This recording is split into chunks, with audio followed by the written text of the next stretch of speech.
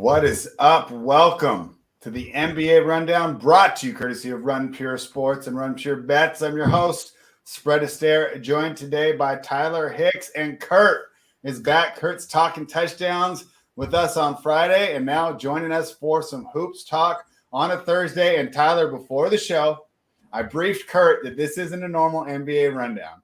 This is the Thursday NBA rundown, which kind of just becomes the general NBA podcast before we give you the winners at the end of the show. So we have a lot of fun. And I told Kurt he's got some big shoes to fill with JSU normally having the Thursday spot, giving us the winners and the great takes. But he said he's fired up and he's ready to go. But Tyler, how about you? How did you feel about having 12 games on last night? I was flipping through the channels like crazy, and I just can't believe the NBA doesn't have a red zone style channel. I mean, what is going on? Yeah, red zone style channel would definitely be the nuts for the sport. But I mean, got to watch some of the games once I finally got the internet figured out yesterday. Talked to the Xfinity worker this morning. I said, hey, why is all your connections messing up? They said they're changing out all the cables in the neighborhood. So hopefully they got most of that done this morning so I don't cut out again today on the video. But out of all the games spread, that Pelicans game stood out to me the most. They looked damn good in that first game. Yeah. I mean, talk about nailing a season preview. We're going to pat ourselves on the back after one game, but everything that we seem to say came true. And it's like, before people want to talk down on the Nets, I thought the Pelicans just looked good. I mean, I wasn't ready to necessarily downgrade the Nets next time we do our power. Another thing we talked about in our preview shows too, we talked about Rookie of the Year. We brought up Benedict however you say his name for we're just calling him Ben. We're just calling him Ben. We picked him. Yeah, we picked him at I think 16-1. Dude went out there, had a really good game. Those odds fell pretty quick, but it's only one game, so you'll see those odds shift. And the other thing is, Paulo was the first player to hit 25-5 since LeBron. Yeah, he looked really good. Number one pick, they're going to default to him. Yeah. He's so good. Yeah, he looked really good. We got a question from the chat already. Is this the same Kurt who's winning all day in the EuroLeague? If so, mad props. Thanks for the cash cores. The answer is yes. It is the EuroLeague best expert who's going to take his basketball knowledge to the States tonight, right? Going to be stateside, giving out the winners tonight. But Kurt, other than crushing EuroLeague, congratulations there. How do you feel about the NBA season so far, and what did you see last night? It felt like Christmas yesterday. Like it was so much going on, and I was like, man, you're a bitch. You can't. Like I was getting anxiety. There was just too much going on. There were so many bets I wanted to place and stuff. And I was like, man, you're such a bitch. Like, get yourself together. And I saw Tony before the Saber issue. Like, even Tony was like, God, there's just so many players. And I was like, okay, if he's kind of feeling this type of way, then I don't feel as bad about just feeling overwhelmed about everything going on. But it was a good overwhelming feeling. I finally got to experience NBA League Pass. I didn't have it last year because I just always illegally streamed. But having that was awesome. And I tweeted about it. And then as soon as I tweeted about it, all the issues started happening with it. And one guy replied to me, it was like, so you're telling me you like glitches and errors coming up?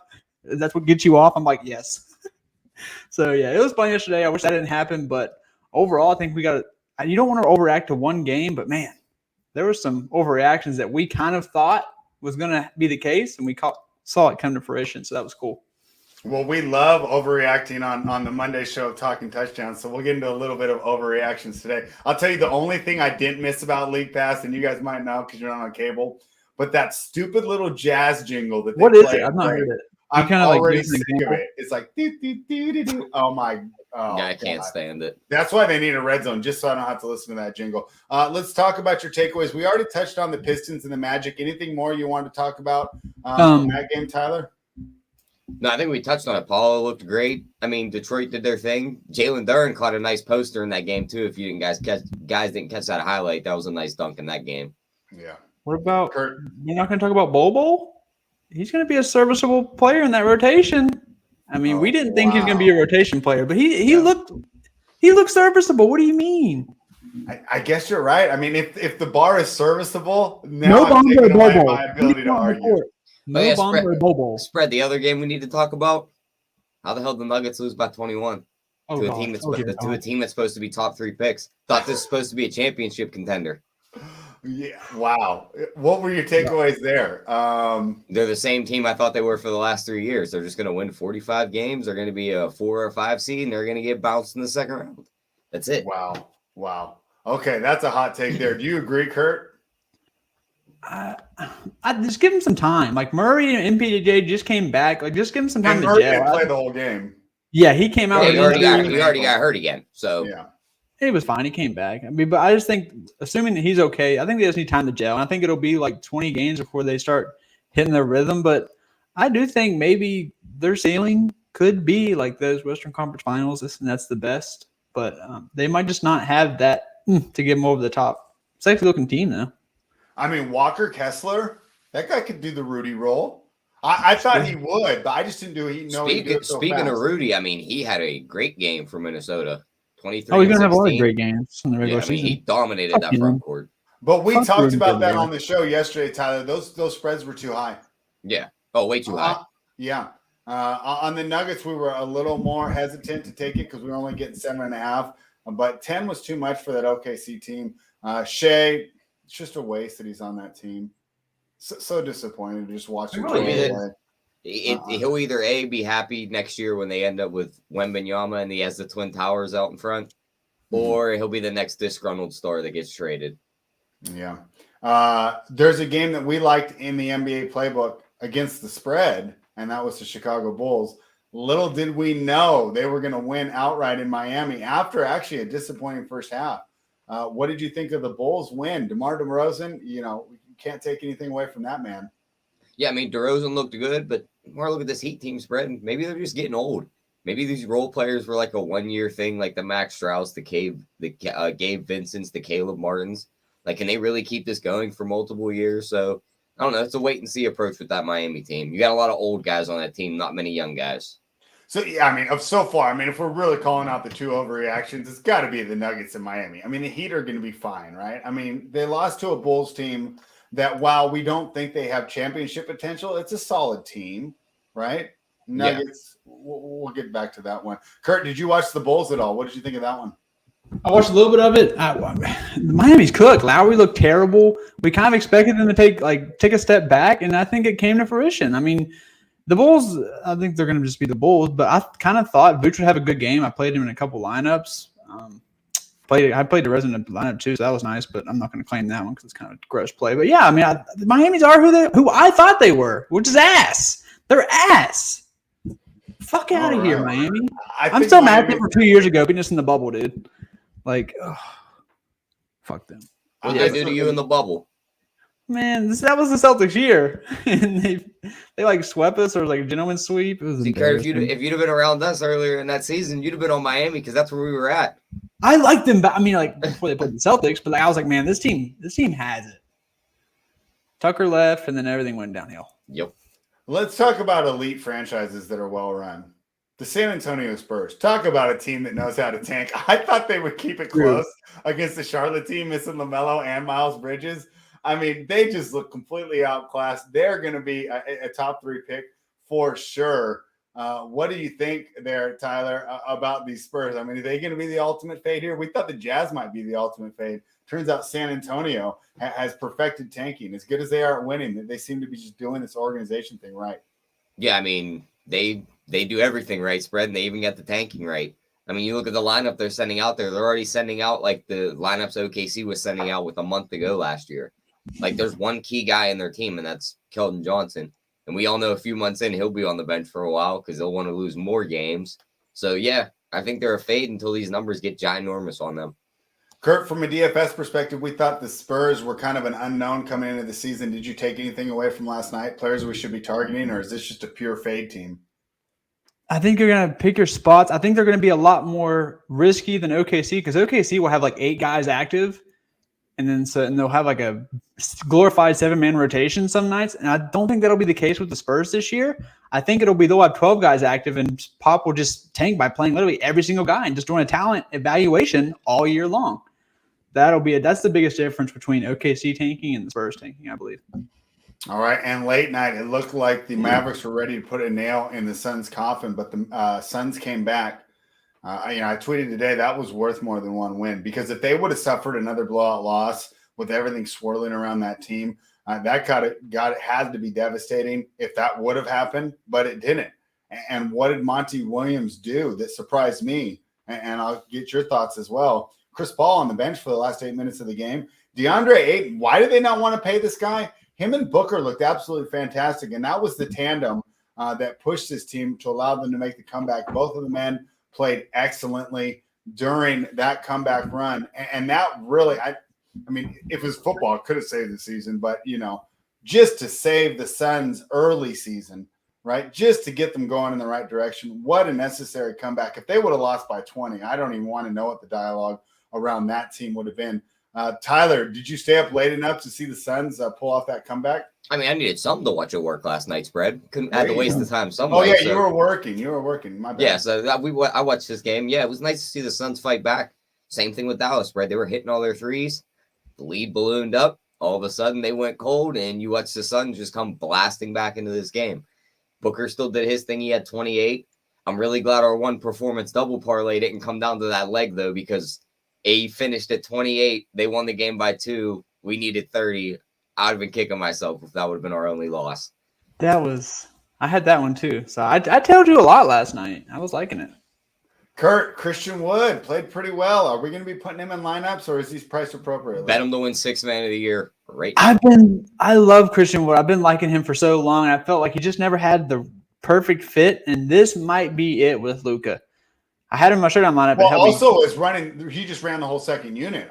When Luka was on the bench when he made the 17 points in a row. But when that closing lineup though. Yeah, and he's in the closing lineup too. But I'm just saying, from a DFS perspective, if they're going to run the whole offense through him in 10 to 12 minutes that Luka's on the bench, as well as him being involved, I'll be interested to see where he's priced on the next slate, because he could be someone that's really intriguing from a daily fantasy perspective. Thanks. Especially in a showdown, because he won me the money at no ownership, basically, like 30%. Nice. Anything else from last night's action that you guys wanted to touch on before we moved in? I didn't want to talk about the Knicks ruining my cover. How about Aldama and John Conchar? Aldama's a good little pick for them, man. I know. That's why I wasn't too worried about they don't have the same depth there. And Zaire Williams sat. Dylan Brooks sat, but I said, no, those guys will be fine. And really, they should be fine. I should be on here talking about how 2 best bets in a row cash, but I was so pissed. Whoever missed those free throws, I can't even remember now because I was just like livid at the time. But yeah, that was interesting. Maybe the Knicks are better than I give them credit for. What do you think, Tyler? No. I mean, I just should have won. I had a Knicks fan on Twitter going crazy at me because I said they were going to lose the game and they weren't that good.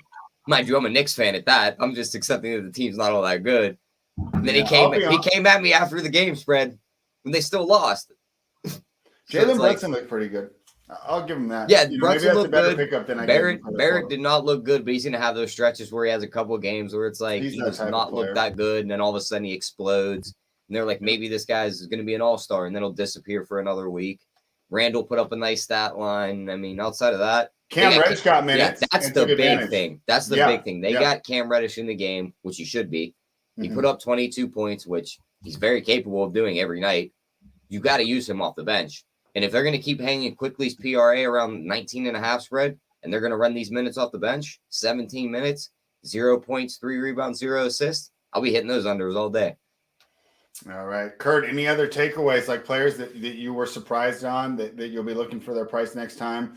Players you said, boy, he looks dusty. I'm going to fade him, take him out of my player pools from now on. Any other takeaways from last night, Kurt? I feel like we can do like the quick reactions to – well, besides Kyle Lowry, I'm definitely not playing him, but we can do most of the quick reactions to the teams we saw as a whole. But as far as like individual players, like someone could have just had an off night. So I'm not ready to do that quite yet, besides Kyle Lowry. All right. He's going ahead and putting the dirt on Kyle Lowry's grip. Hey, point guards aren't supposed to be playing at this age. Same with Chris Paul. He's 37 years old. He's 37 years old at the position that requires the most quickness. I understand he's one of the smartest players to ever play. I understand he's a great leader, but at a certain point, it's like you're not going to be able to stay in front of guys. This is a young man's game. All right, let's move on to tonight. We have 2 exciting games on the docket. They're standalone, which to me, I think is actually fun from a DFS perspective, Kurt. You talked about getting lost last night. I think tonight is so much more fun for someone like me who's still learning from the pros, the winners that you guys are, and making my way here. because it's just 2 game scripts for me to figure out, right? I mean, last night it just felt like, the GIF with the guys got the calculations everywhere, and he just, I don't know what to do. That's how it felt last night. I figure like we can get some good game scripts tonight, and I do have some strong takes on tonight's games, but let's start in Philadelphia, where the Milwaukee Bucks are catching 4 points, +4 for the Bucks on a total of 224, money line +148 for one of my favorite teams. And to me, the best player in the NBA. Tyler, does Giannis deserve to be catching 4 points? Chris Middleton worth that much? Does Philadelphia bounce back? How are you approaching this game? I'm going to be on Milwaukee here, spread. Give me the best player on the floor. I think Drew Holiday goes around and chases James Harden around, gives him a worse night than he had his first night. That could be a spot where Maxey blows up because there is no Middleton to guard him. Cottington's out already. It's going to be like the Wes Matthews, Grayson Allen, Jordan Noir at the shooting guard spot. So Maxey's props I like. And also shooting guards averaged 23 points and 4 threes against Milwaukee last year. So he's going to get his looks. But just like as for the side, I just can't back this Philly team, spread. When they're just going to be out on the floor with this against this Milwaukee team. At any moment, Giannis can take over the game. And if Drew just takes Harden out of the game, it's a one-on-one between Embiid and Giannis. Give me the better player. Give me Giannis at the plus money. Main concerns for Philly there was Embiid's didn't look good defensively. He looked like he gassed at the end of the game too. Yeah, and the thing is, if he's not going to be that defensive presence that he's been the last couple of years, this team doesn't have the perimeter defenders. They need him to pick up their messes the same way Gobert was picking up the messes on the Jazz for all those years, right? It's like one guy literally made the defense, and Embiid was that guy. And when we talked about MVP last year, of course we were having fun going back and forth with you and just standing Jokic left and right. But the great argument that you would always make is he was so much more impactful on the defensive end. If he regresses there, this Philly team, they're still going to be good. They're still going to win a bunch of games, especially against the weaker teams like the Hornets, right? They'll probably beat the Hawks, even though we saw what happened 2 years ago with that. But I just can't see them being a true contender without him. Kurt, fun stat that I found, and I can't believe they have someone that counts this. James Harden dribbled more times than the rest of his teammates combined. Wow. It did seem like First that. of all, who counts that? Boy, you don't like your job. I mean, unbelievable. Who wants to be the guy that counts Harden's dribbles? But that's an actual stat. He's out there. Of course, not a big surprise that I agree with Tyler. They're taking the Bucks, right? That's almost up there with the spoiler that you gave when I picked the Warriors on Tuesday night, right? These are two of my favorite teams, 2 of my favorite players. We both like the Bucks. But I'm worried this could be a buy low spot there for Philadelphia. Maybe we are overreacting to one game. We talked about how, we're giving our hot takes today, but we are aware that these could be overreactions. Sample size is minuscule. What do you think of tonight's game? Are we overlooking Philadelphia? I think maybe a little bit. Boston came out pretty fired up. I know they wanted to win that first game from Missoula. So I really, really, really want to take the Bucks here, but I'm going to be on the 76ers as a buy low spot.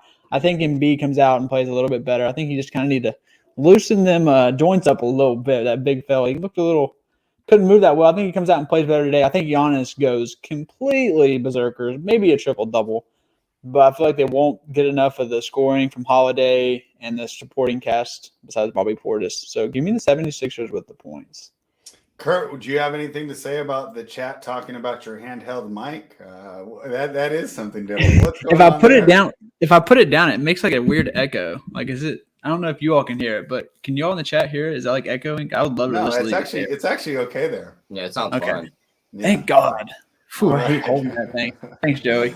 Actually, be a reporter. I should be. Hey, see, we're improving the show on the fly. Thank you. This is why we love the chat. This is why we absolutely love the chat. Let's pull up DraftKings and look at this game. We'll start with you, Tyler. Who's a target and who's a fade in this game that you're talking about with the 76ers and the Bucks? I mean, I'm just going to go with the obvious. Giannis is going to have all the usage here. It's probably going to be him, Drew Holiday, and Bobby Portis as the main guys.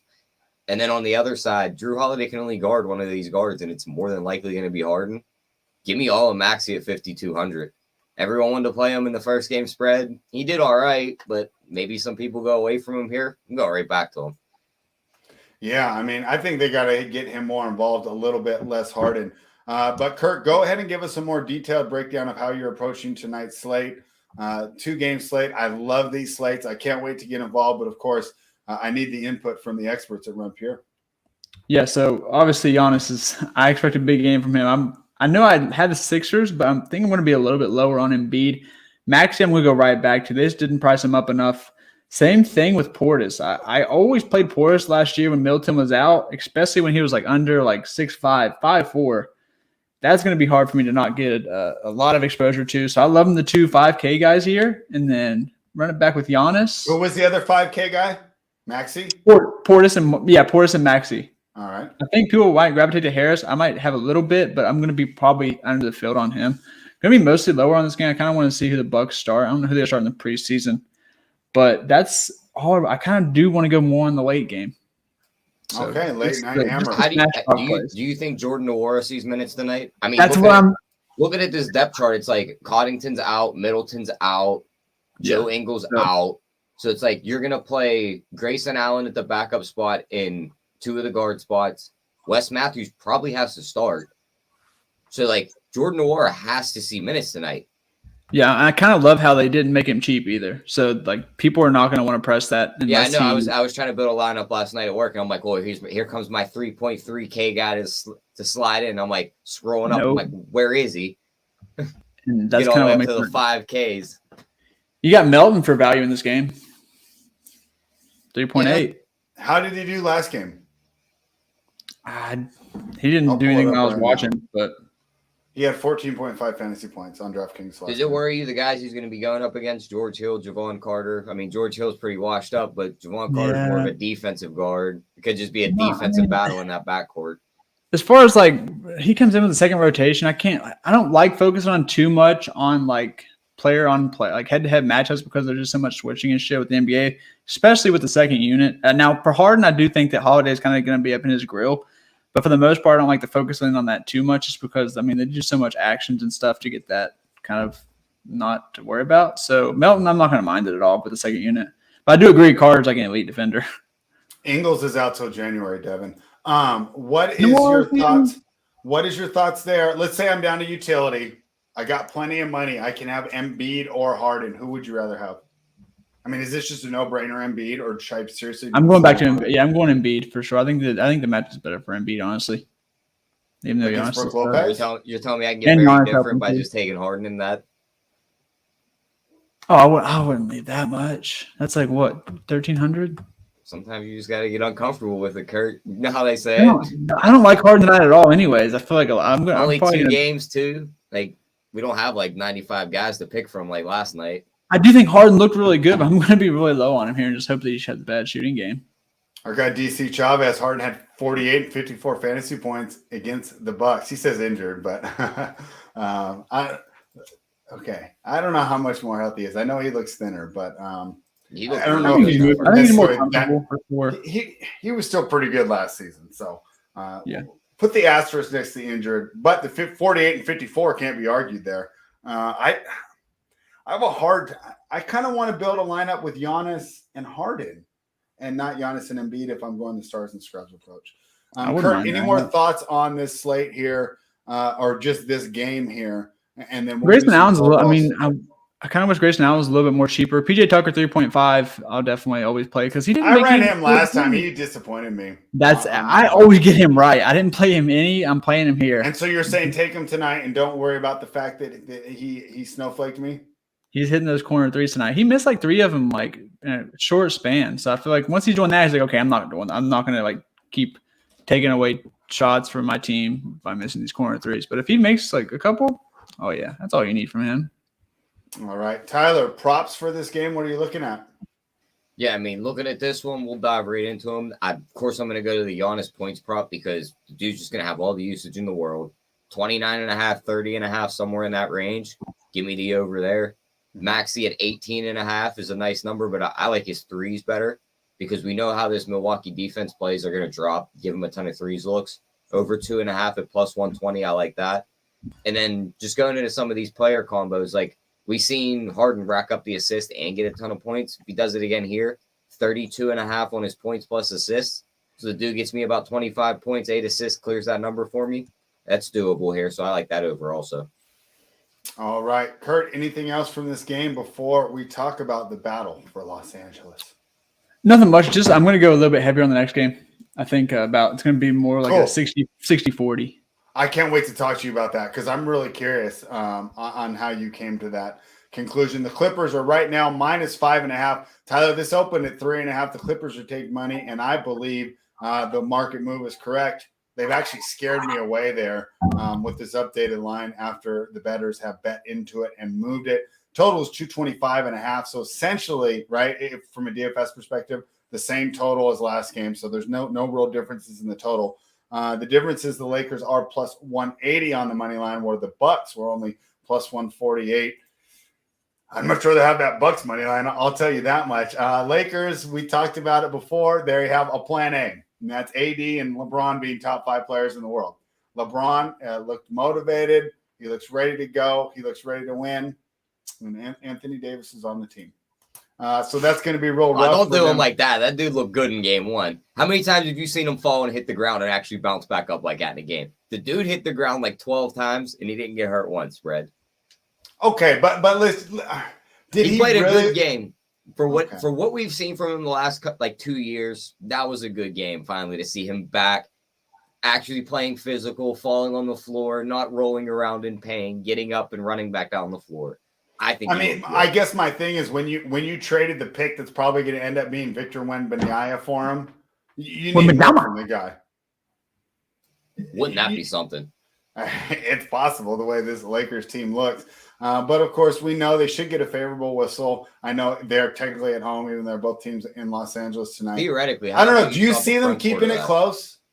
Do you see? No. To me, this is either like you alt spread this. Like the Clippers either win by 15 or the Lakers, cover here. I can't see the Clippers winning by like 7 or 8, Yeah, I love the way before you got me to break down the game, you threw me the thought of having Zion and Wembanyama in the front court, and that's all I'm picturing now. Because I'm trying to distract you, Tyler. We're trying to get you to work under, under duress, right? With all types of things going on. This is making you a better live broadcaster, right? If I could do a show solo yesterday, we can get you thinking about the potential of that front court. Regardless, go ahead and break down the game. I think that what my thoughts are pretty much the standard thoughts around the industry and around the NBA media. The Clippers are one of the deepest teams in the NBA. The Lakers are one of the shallowest teams in the NBA.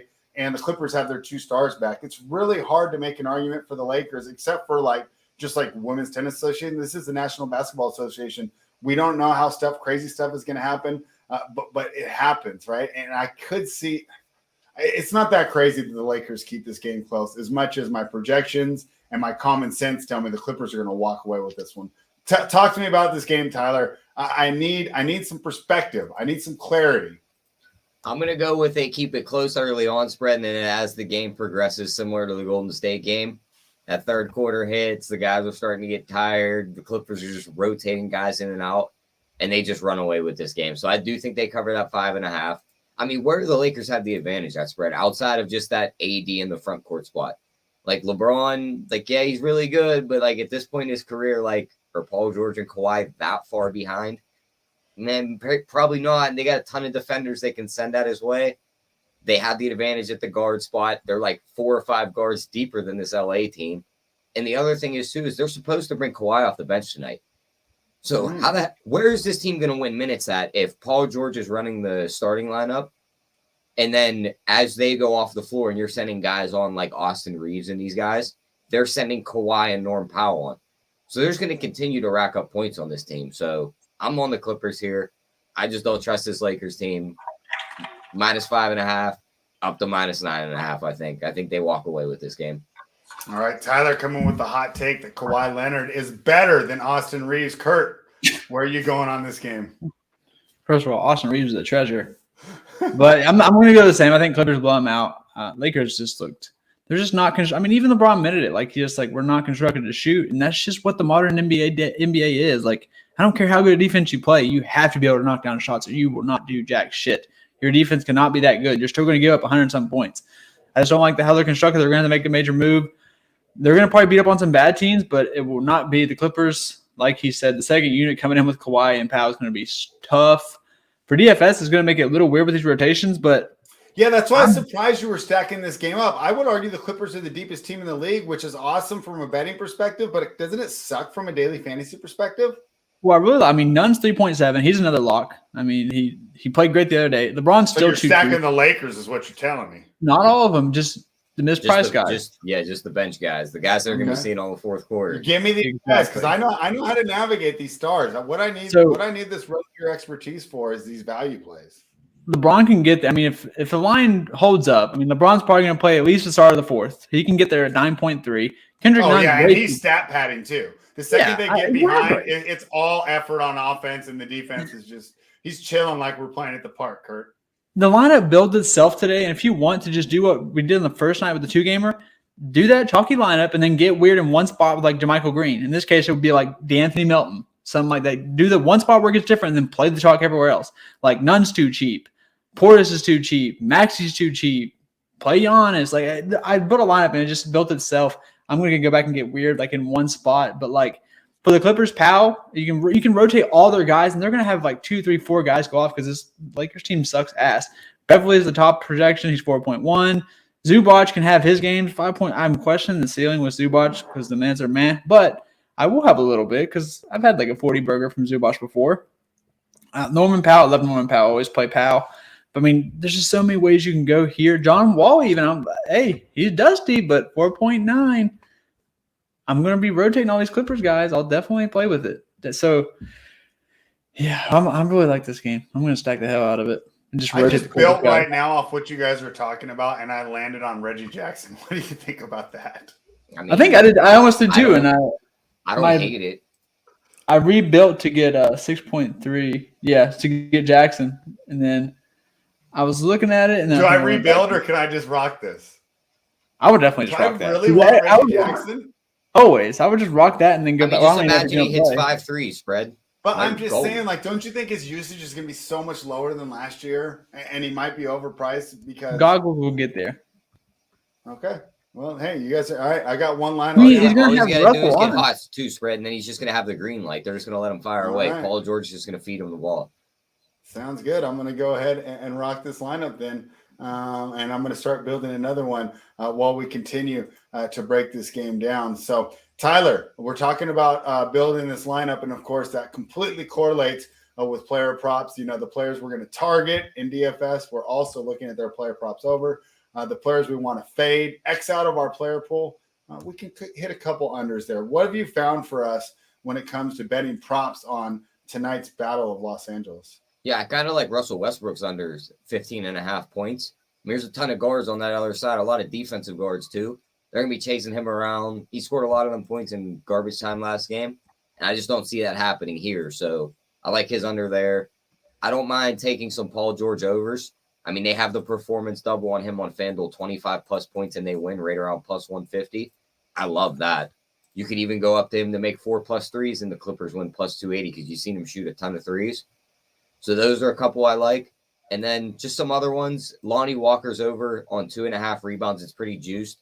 But the dude was in on a lot of rebounds in that first game. He fills the stat sheet up, and he's going to see a ton of minutes. And then maybe some Kawhi unders if we see the minutes. Like if we get a report on those minutes, and they're like 20 to 22. But that's a wait-and-see approach with his props. All right. There you have it. Kurt, when we talk about stacking this game, why do you prefer this game more than the first game? Just because the mispricing of Nunn, the mispricing of LeBron, and then also the 5K, like the mid-tier guys I have interest in with the Clippers, and then also the mispricing of Beverly, who I think is going to have a good revenge game.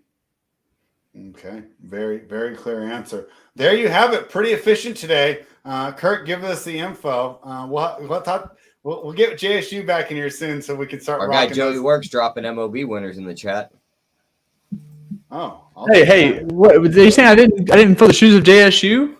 No, I'm just saying, like when JSU you can't fill my 13s. We wouldn't have been done talking about Tuesday night's game yet. let alone moving on to Thursday. So actually, I'm sure the people appreciate it, Kurt, because you're coming on, bringing the winners. I'm short and sweet, man. But in the National Basketball League. Yeah, I think it's great. And we even got your mic situated, continually improving here on the NBA Rundown. Time for a quick bit of promo. If you're not a member of Run Pure Sports, what are you doing? We continue to stack. We continue to have winners. The core plays are on fire. We're having so much fun over there, just building these lineups. creating these winners, and of course, giving out these winning bets. Tyler, I mean, the NBA, I can't even talk. The debut of the NBA playbook. I mean, we nailed so many of those games, even on that Jazz game. Go read the right. Well, I deleted it, but the write-up said, "Hey, the Nuggets should win. The numbers say the Nuggets win, but this Jazz team is a complete unknown. Don't bet this game. I don't want to bet this game, even though the Nugget, right? But then the ones we did want to target were all got there, except for Memphis. But it was just a fantastic night for the NBA playbook. I feel like on the sides, my projections are already dialed in. For the totals, and I mentioned this in the playbook today, so a little bit of fair warning here, because I don't feel as strong about our totals projections, Tyler, because all our priors are suspect because of the take foul rule, right? So the fact that I'm using last year's information isn't necessarily helping me as much as it is on the sides, because on the sides, we can go ahead and plug things in out. Oh, DeJounte Murray, we're going to upgrade the Hawks, right? Spurs lost DeJounte Murray. We know how to handle that. On the totals, I don't want to overreact to one game, but I don't think that our priors are there. Regardless, the NBA Bets Playbook has been a fantastic addition to the Run Pure Board Sports community here, as far as not only just giving you the winners, right? It's one thing to go to the sheet, do what I do, check out Joey's baseball play, make the bet, barely even watch the baseball game, and have more money, right? But if you really want to see how is Joey getting there, right? How are we getting there as bettors? That's what the NBA Bets Playbook and the NFL Bets Playbook is bringing to you. So head on over to runpuresports.com. One more thing before I give you the best bet. We've made it this far in the show. You're still with us. Give us the thumbs up. We love it. The thumbs up basically means you approve of the way that Kurt keeps crushing these shows. Give us that thumbs up. We appreciate it. Tyler, it's time. And I don't even see him in the freaking – I don't even see him in the chat. Hasn't been in the Where's chat our professor, Gregory Russo? I think he's still on the other channel. We got to pull him over. We got to get Greg Russo back. But, Greg, when you do end up finding this, you love this segment. It's the best bets. Some of you might just fast forward to it. Hey, there's a guy on the Wishbone pod that tells you on the YouTube channel where the actual football talk starts. Maybe for this one, someone could put in here's when the best bets are. It's at 37:30, guys. Just to help you out, you could throw that in there. But we're giving out the winners right now. Tyler, it's best bets time. Side, total, or prop. What's your best bet of the day? Yeah, I think we're going to lock arms on this one spread. Give me Milwaukee money line. They're going to pick up that win in Philadelphia tonight. Giannis is going to lead them to a victory. Drew Holiday is going to play a ton of defense. Bobby Portis has a nice game, and they pick up the win. Title just gave us a thumbs up right now. Kurt, what's your best bet for tonight? I wanted to find – they don't have it listed because he's not a starter, but I wanted to do Powell threes. Oh. So Norman Powell's going to be my low-end play on DK, but for a bet, let me get – I don't want to go against Tyler. So I got to find – let me just do a little player prop somewhere. Go ahead, spread. I was with Tyler on the Bucks there. Let's see if we can find something else prop-wise. So we'll both look those up. Tyler, give us your best prop while Kurt and I find one, because you got the ones that we wanted. Best prop? We're going to go an under tonight. I don't think Russell Westbrook does much in that Clipper game. Give me his under 15.5. And if you're not as sure with the points and you think it's a little low, it's a little riskier. But if you take his PRA, you bump the number up to 27.5 and go under there. You just got to pray to God he doesn't fill the stat sheet with assists and rebounds. So I just feel safer with the points and under 15.5. Okay. All right. You're taking the points there. Kurt, what do you have? So all along, I wanted to do Norman Powell threes, but I didn't have it listed. So I'm just going to go with a little, kind of probably a pretty common bet. Just Giannis to get a triple-double. I wasn't really impressed with how the Sixers defended Jalen or Tatum or anything at all, really. So give me Giannis to come out strong with a triple-double without his boy Middleton. Plus 1,000. I don't know what it is on FanDuel. Might be better, but Giannis is going to get his triple-double tonight. Come out the gates hot. All right. You're going with Giannis there. I'm going to go ahead and take the over in the night game. I didn't see any props that I really love here. I think that game has a better chance. Yeah, I think it's a better chance to be a high-paced game. I think it's a better chance, even in a blowout, I think these guys are going to keep going here. So normally blowouts mean unders, but this could be a case where it's a 15-point margin and this game still gets over. So really like the Bucks. But my second favorite bet of the day is the over for the Lakers game. There you have it. And a quick, efficient NBA rundown. That's how we do it. You're going to get a double dose of us tomorrow.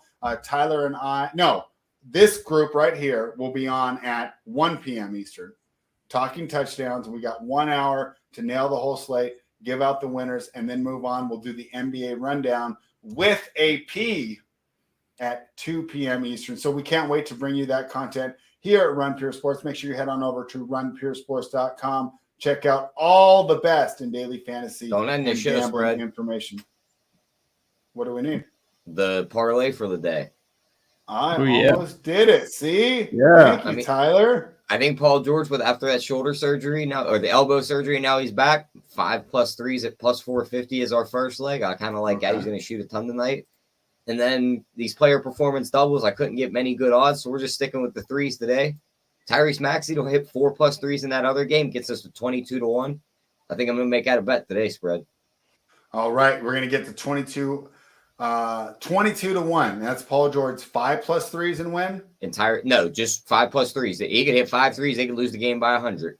Okay. So Paul George over 5 threes and Maxey over 4 threes, and we will be cashing and running that victory lap tomorrow.